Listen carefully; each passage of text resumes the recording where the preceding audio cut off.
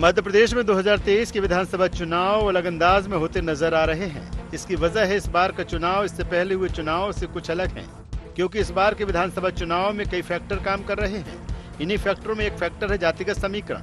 यही कारण है कि चुनाव से पहले सत्तारूढ़ भाजपा और कांग्रेस दलित और आदिवासी वर्ग को साधने में जुटे हैं। कांग्रेस आदिवासी स्वाभिमान यात्रा पर निकल पड़ी है। कांग्रेस ये बेहतर तरीके से जानती है कि अगर इस वर्ग की 47 सीटों को साध लिया तो सत्ता का रास्ता आसान हो जाएगा।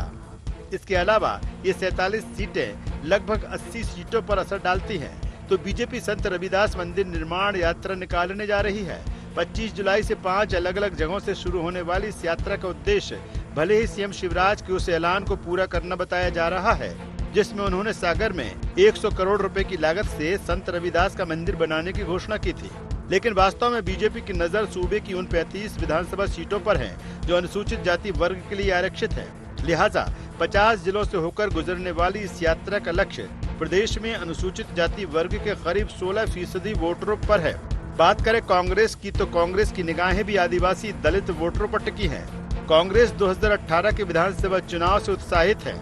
इन चुनावों में कांग्रेस की दलित वर्ग ने ही सत्ता में वापसी कराई थी। 35 आरक्षित सीटों में से कांग्रेस 18 सीटों पर कब्जा किया था। इस बार भी कांग्रेस अपने उसी वोट बैंक को साधने की रणनीति पर काम कर रही है।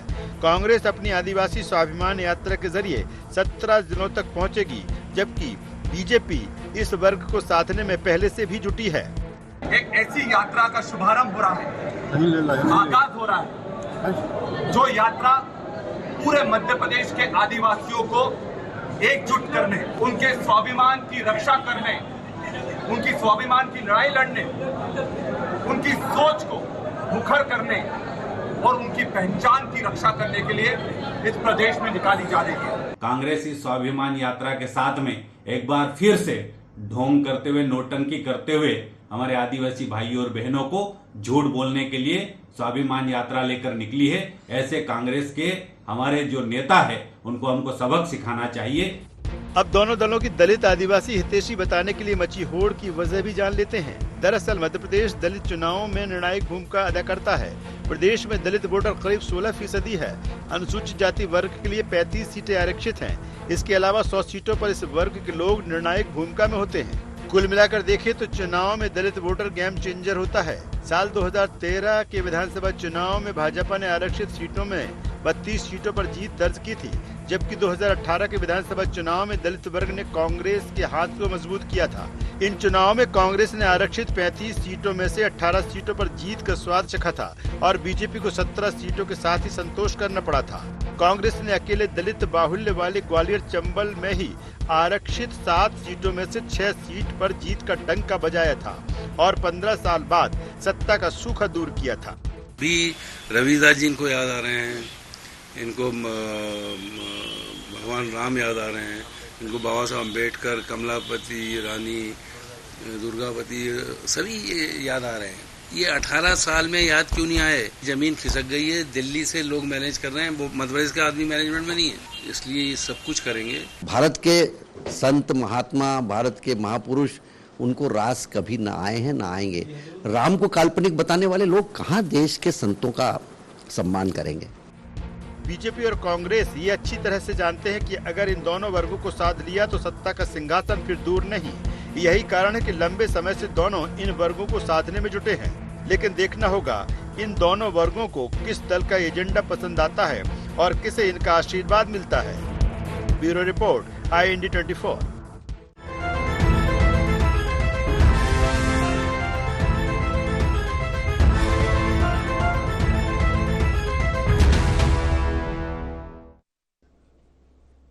नमस्कार, IND एजेंडा सत्ता यात्रा में आप सभी का स्वागत है। मैं हूं आपके साथ दिव्यांशु जोशी। तो दलित और आदिवासी ये दो ऐसे वर्ग हैं, इन दोनों वर्गों को जिस भी दल ने साध लिया समझ लीजिए कि उसका बेड़ा पार हो गया। ये दोनों ही वर्ग अच्छी खासी पैठ रखते हैं, अच्छा खासा इनका प्रभाव है मध्य प्रदेश में और दोनों ही दल अपने अपने तरीके से इनको साधने में जुटे हुए हैं। आज इसी विषय को लेकर के हम चर्चा करेंगे, लेकिन चर्चा करने से पहले जान लेते हैं क्या है आज के एजेंडा पॉइंट्स। संत रविदास मंदिर का निर्माण बीजेपी को पहुंचाएगा कितना फायदा? बीजेपी क्या 2013 की तरह हासिल कर पाएगी दलित वोट? क्या कांग्रेस की आदिवासी स्वाभिमान यात्रा से बनेगी बात? इस वोट बैंक पर अन्य दलों की सेंधमारी होगी बीजेपी कांग्रेस के लिए चुनौती। तो इन्हीं कुछ बिंदुओं को लेकर के हम चर्चा को विस्तार देते हैं। चर्चा को विस्तार देने के लिए हमारे साथ 3 खास मेहमान जुड़ रहे हैं। हमारे साथ चर्चा में जुड़ रहे हैं नेहा बग्गा जी, जो कि प्रवक्ता हैं मध्य प्रदेश भाजपा की। साथ ही साथ हमारे साथ जुड़ रही हैं अपराजिता पांडे, जो कि प्रवक्ता हैं मध्य प्रदेश कांग्रेस की। और हमारे साथ जुड़ रहे हैं संदीप पौराणिक जी, जो कि वरिष्ठ पत्रकार हैं। आप तीनों ही मेहमानों का बहुत बहुत स्वागत है IND24 में। सबसे पहले मैं शुरुआत करना चाहूंगा नेहा बग्गा जी से। नेहा जी, अभी आपने थोड़ी देर पहले PC शर्मा जी की बाइट सुनी। वो एक बात कह रहे थे कि चुनावी साल में ही आपको रानी कमलापति याद आ रही हैं, आपको संत रविदास याद आ रहे हैं, पहले क्यों नहीं याद आए? क्या कहेंगे इस पर? देखिए, जिस कांग्रेस पार्टी के लिए माननीय, सम्मानीय और सर्वमान केवल गांधी परिवार रहा हो, जिन्होंने अनेक जगहों के नाम हो, या अगर भारत रत्न की बात करें तो हमारे तो देश का इतिहास बहुत सुंदर रहा है। स्वयं इंदिरा गांधी जी ने, और इंदिरा गांधी जी के बाद में उनके सुपुत्र राजीव गांधी जी ने अपने आप को ही भारत रत्न दे दिया। ऐसा किसी और देश के इतिहास में नहीं हुआ होगा। तो निश्चित तौर पर इनके लिए पचाना मुश्किल है कि 75वें अमृत महोत्सव पे जो नाम गुम हो गए थे, जो कांग्रेस पार्टी ने कहीं पर विलुप्त करने का प्रयास किया था, आज उनको पूरा देश स्मरण कर रहा है। रानी कमलापति के गौरवशाली इतिहास को आज पूरा देश जान रहा है मध्य प्रदेश के साथ साथ में। भगवान बिरसा मुंडा के जन्मदिन के अवसर पर आज पूरा देश गौरव दिवस के तौर पर उसको मनाने का काम कर रहा है। मामा टांट्या भील, जिनका योगदान रहा आजादी के समय, आज उनको याद करने का काम पूरा देश कर रहा है। जबकि कांग्रेस ने टेक्स्ट बुक्स के अंदर उनको डकैत बताने का काम किया था। उसी प्रकार से चाहे शंकर शाह हो, रघुनाथ शाह हो, और ऐसे बहुत सारे अनसंग हीरोज हैं। आप ये देखिए कि गुजरात के अंदर इतना बड़ा स्टैचू ऑफ यूनिटी बनता है, वहां पर क्या कांग्रेस पार्टी गई? क्या कांग्रेस पार्टी ने वल्लभ भाई पटेल को जाकर एक बार भी स्मरण किया, वहां पर नमन करने का काम किया? या गांधी जी की जो बात भारतीय जनता पार्टी न केवल विचारों के साथ जोड़ती है बल्कि उनके कदमों पर चलने का काम करती है, कांग्रेस पार्टी सदैव उनकी विचारों के तौर पर रोज ही हत्या करने का काम करती है। तो एक बात बहुत तय है कि कांग्रेस पार्टी ने हमेशा एक ही परिवार की महिमा को गुणगान भी किया है, आगे बढ़ाने का काम भी किया, और उनके अलावा किसी को महत्व नहीं दिया। इसीलिए अब जब ये ढोंग करते हैं आदिवासियों का, तो गंगा जमुना देवी मध्य प्रदेश के इतिहास में कांग्रेस पार्टी की स्टॉलवर्ड लीडर रही, जिसको न केवल कांग्रेस ने बल्कि देश ने माना कि हाँ, उनमें जिस प्रकार से दमखम था, पर उनको इंसल्ट करने का काम, उनको दबाने का काम लगातार किसने किया? कांग्रेस पार्टी ने किया। चंद दिन पहले कांतिलाल भूरिया जी कह रहे थे, अभी उनके सुपुत्र के आपने फुटेज जरूर दिखाए, मगर खुद वो कह रहे थे कि मैं आदिवासी हूँ, आदिवासी वर्ग से आता हूँ, इसीलिए मेरी जबान को बंद करवा दिया जाता है। और देश के जब सर्वोच्च पद पर राष्ट्रपति के तौर पर एक आदिवासी महिला बैठती है, तो उन्हें राष्ट्रपत्नी से लेकर जितने अपमानजनक जो शब्द हो सकते थे, वो कांग्रेस ने उस शब्दावली का इस्तेमाल किया है। और सोनिया गांधी, प्रियंका गांधी, राहुल गांधी या मल्लिकार्जुन खड़गे जी के मुंह से एक शब्द नहीं निकला। जी। अपराजिता जी, क्या कहेंगी नेहा जी की बात पर? नेहा जी की बात पे मैं कुछ फैक्ट्स ले आउट करना चाहती हूँ। बहुत हास्यास्पद था जब भारतीय जनता पार्टी ये सब बातें कहती है। आपको पता है, एक ही स्टेडियम है जो प्रधानमंत्री नरेंद्र मोदी स्टेडियम, उसका नाम रखा गया है। एक ही बार और ऐसा हुआ था जिसकी लिविंग मेमोरी में था, वो थे एडोल्फ हिटलर। फिर उनकी मृत्यु के बाद उस स्टेडियम का नाम चेंज कर दिया गया था। तो यहां पर बड़ी बड़ी बातें ना करें। भारतीय जनता पार्टी सिर्फ 2.5 लोगों की पार्टी है, जहां पर लोगों को अपनी जुबान कुछ कहने का हक नहीं है। वो बात कर रही है इतिहास की। इतिहास में भारतीय जनता पार्टी गुम है, इनका नाम और निशान नहीं है। और जब गांधी परिवार की बात आती है तो नेहा जी विद्वान है, उनको पता है कि गांधी परिवार एकमात्र ऐसा देश का परिवार है जिसने अपना लहू दिया है भारत को। ये याद रखिएगा कि जब आप गांधी परिवार की बात करते हैं तो याद करिए, शुरुआत करती हूं मैं हमारे भारत के प्रथम प्रधानमंत्री जवाहरलाल नेहरू जी, जिनका अहम भूमिका थी भारत के स्वतंत्रता संग्राम में। आज जो हम एक फ्री स्वतंत्र कंट्री में बैठे, कितने साल उन्होंने जेल में बिताए सिर्फ क्योंकि हम और आप और हर एक भारतवासी स्वतंत्र हो चुके। इंदिरा गांधी जी वो एकमात्र महिला प्रधानमंत्री हैं जिन्होंने भूगोल बदल दिया, पाकिस्तान के 2 टुकड़े कर दिए हमेशा के लिए। ये होता है असली राष्ट्रवाद। इंदिरा गांधी जी ने अपना लहू देकर भारत को स्ट्रेंथन रखा, भारत को मजबूत किया। अब आते हैं उनके सुपुत्र राजीव गांधी जी की बात कर रही थी नेहा जी। राजीव गांधी जी ने अपने प्राणों की आहुति, उनके प्राण चले गए इस देश की सेवा करते करते। क्या ये हम और आप हर एक भारतवासी भूल सकता है?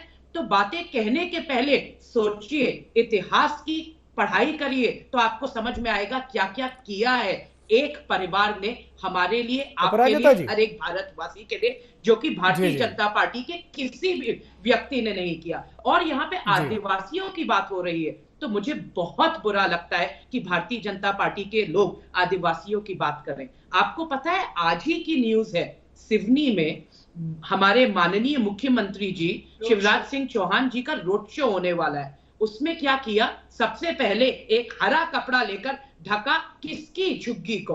आपको पता है, एक झोपड़ी को, किसकी झोपड़ी को ढका? आपको पता है, एक महिला आदिवासी की झोपड़ी को ढका। ये है मध्य प्रदेश की आज वास्तविकता और भारतीय जनता पार्टी की वास्तविकता, जो हमेशा से आदिवासी और दलित विरोधी उनका चेहरा उजागर हुआ है।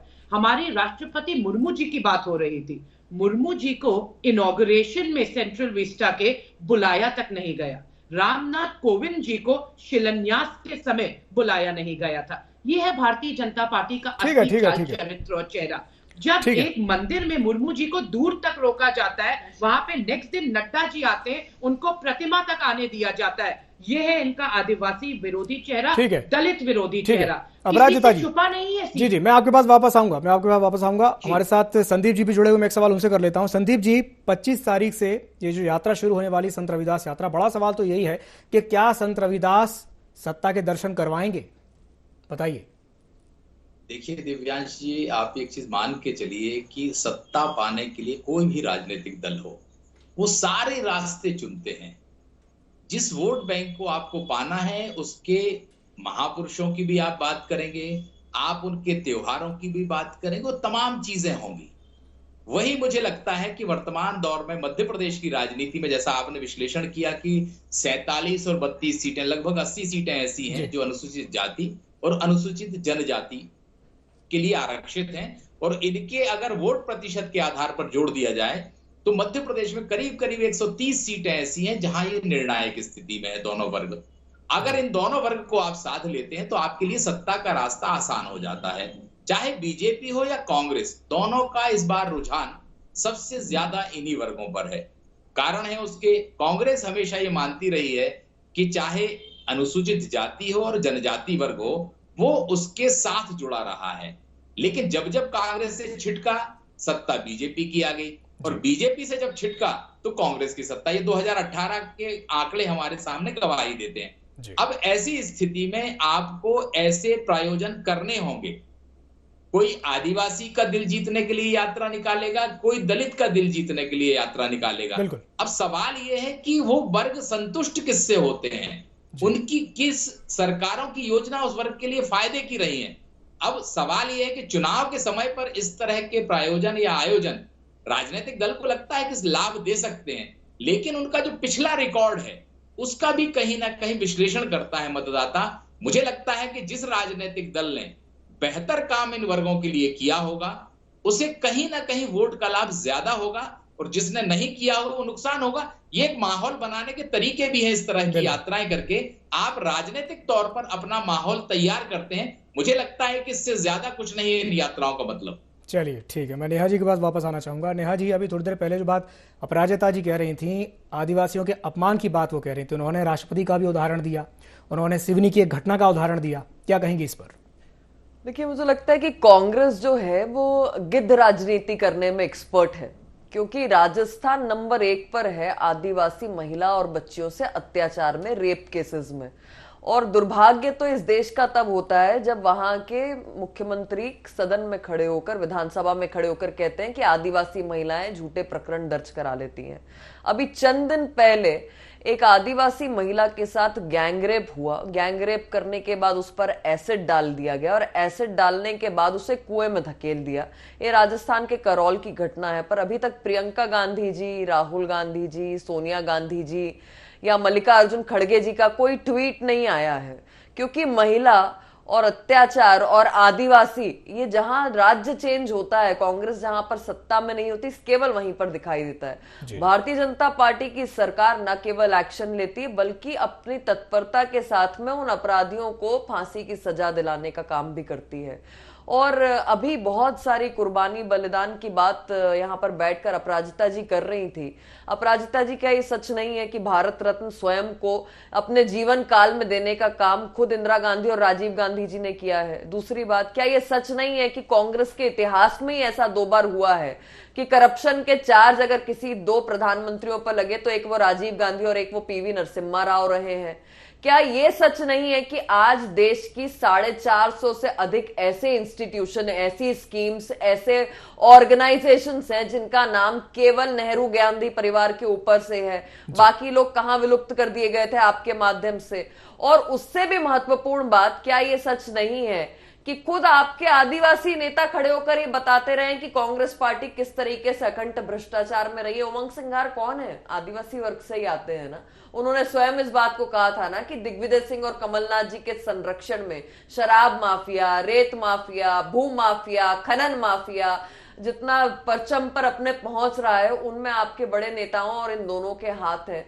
क्या ये सच नहीं है कि आदिवासी जब जब कराया है तब तब कांग्रेस पार्टी ने केवल उनको वोट बैंक के लिए अपने लिए इस्तेमाल किया, और जहां उनके अधिकार देने की बात आई वहां आप उन्हें भूल गए? आज भारतीय जनता पार्टी की सरकार में सर्वाधिक अगर स्व सहायता समूह से बहनें जुड़ी हैं तो आदिवासी अंचल से आती हैं। अगर आज एनईपी का लाभ सर्वाधिक किसी अंचल में मिल रहा है तो आदिवासी अंचल में मिल रहा है। उनके बच्चे आज स्किल इंडिया के तहत सीख भी रहे हैं और मध्य प्रदेश का नाम आगे रोशन भी कर रहे हैं। आज सर्वाधिक अगर वो नंबर आंकड़ा ऊपर जाता है कि आदिवासी बच्चे किस प्रकार से स्किल्स प्राप्त करने के बाद हायर एजुकेशन के लिए बाहर जा रहा है, तो वो भारतीय जनता पार्टी की सरकार ने किया है। और आप वो बेगा बहनों को भूल गई, सहरिया बहनों को भूल गई जिनको 1000 रुपए मुख्यमंत्री शिवराज सिंह चौहान जी दिया करते थे।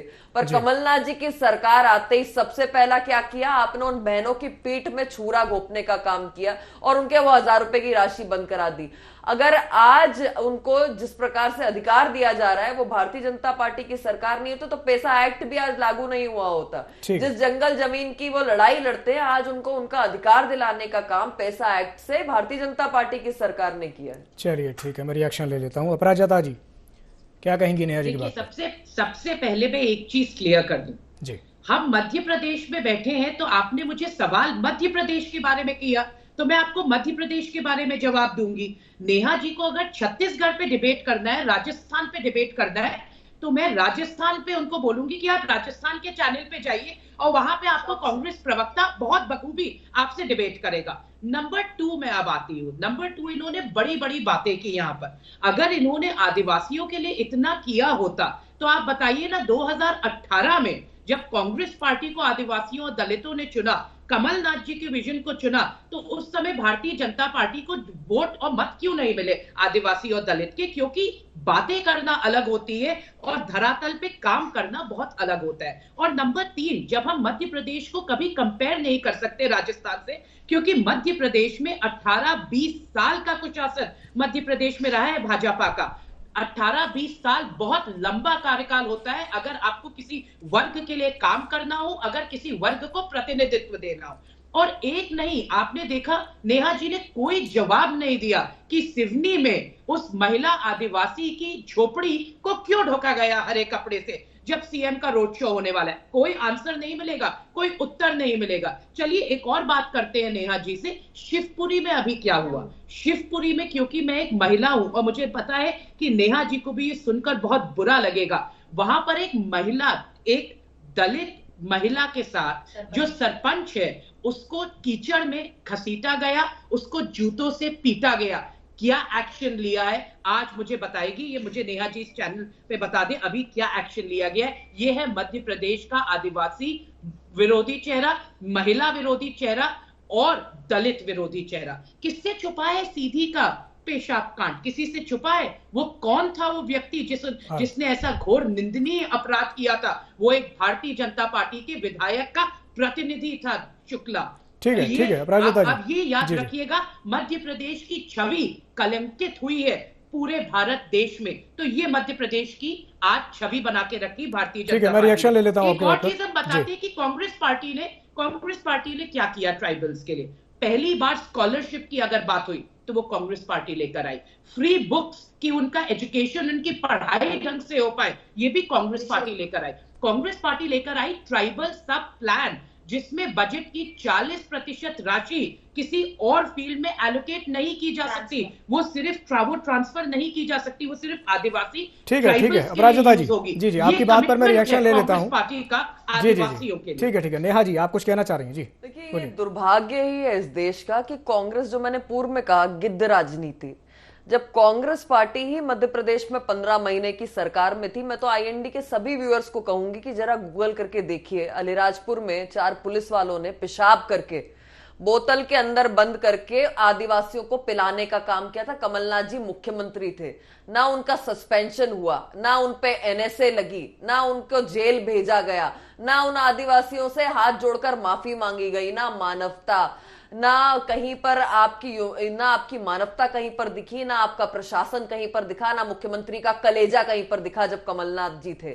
तो ये स्पष्ट दिखाता है अपराजिता जी कि अगर आपके रेजिम में, आपके मुख्यमंत्री काल में अगर इस प्रकार की घटनाएं हो तो आप वहां पर मुंह सिल लेंगे और विपक्ष में आ जाएंगे तो इस प्रकार से गिद्ध राजनीति करेंगे। पर मध्य प्रदेश में शिवराज जी की सरकार है, नेमावर का वो कांड याद होगा ना, जिसमें कांग्रेस पार्टी का कार्यकर्ता कांग्रेस पार्टी की पदाधिकारी निकले थे और 13 लोगों के परिवार के सदस्यों को, लाशों को बिछा दिया गया था, उनको दफना दिया गया था। आज उस पर कार्रवाई किसने की? भारतीय जनता पार्टी की सरकार ने की। तो अंतर बहुत स्पष्ट है कि अगर कांग्रेस पार्टी का कार्यकर्ता होगा तो ये इंसाफ की मांग नहीं करेंगे, अगर कांग्रेस पार्टी की सरकार होगी तो ये आंखें बंद कर लेंगे, मुंह बंद कर लेंगे, कान बंद कर लेंगे। मगर भारतीय जनता पार्टी की जब सरकार होती है तो व्यक्ति कोई भी होता है, आपने अच्छा कहा कि अगर कोई कांड हुआ तो उस पर तत्काल एक्शन लेकर उसका घर तोड़ने का काम, उसके घर पे बुलडोजर चलाने का काम, उस पे एनएसए लगाने का काम, उस अपराधी को सलाखों के पीछे का भेजने का काम वो भारतीय जनता पार्टी की सरकार ने किया है। ये इतनी बेशर्मी के साथ नहीं कहा जाता कि आप जिस तरीके से पल्ला झाड़ के कह देती है ना कि राजस्थान का मामला है, राजस्थान में जाके सरकार से पूछिए वहां की महिला नहीं है क्या? वहां पर रेप होता है तो वो रेप नहीं है क्या? वहां पर किसी को गाड़ दिया जाता है, एसिड डाल दिया जाता है तो वो इंसान नहीं है क्या?